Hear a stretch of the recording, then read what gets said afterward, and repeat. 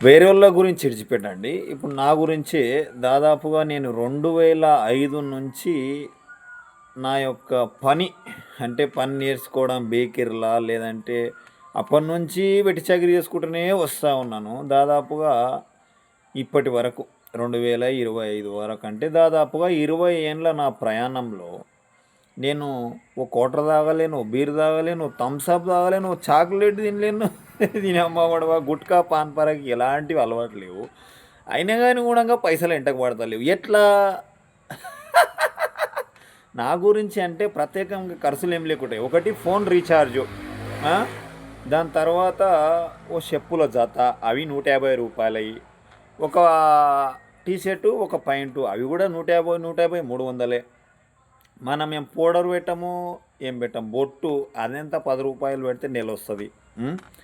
ఇక అదిలో కూడా డూప్లికేట్ బొట్టే వచ్చింది. అంతకుముందు ఇట్లా పెడుతుంటే కదా బొట్టు మస్తు అనిపిస్తుండే. కానీ అట్లా పెట్టనీకి వస్తలేదు. ఇక అందుట్లో కూడా ఈ కొడుకులు డూప్లికేట్ చేసారు లుచ్చలు. ఏం చేస్తాం కానీ ఇక కాకపోతే ఏంటంటే ఇన్ని సంవత్సరాల నుంచి నేను కష్టపడి ఏం మిగిలింది? వెనకాల ఒక చిన్న బిల్డింగే మిగిలింది అంతే. మనం ఏమిటి గురించి పోరాటం చేస్తా ఉన్నాం.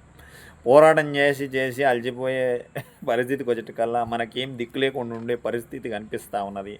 అట్లున్నది మన పరిస్థితి.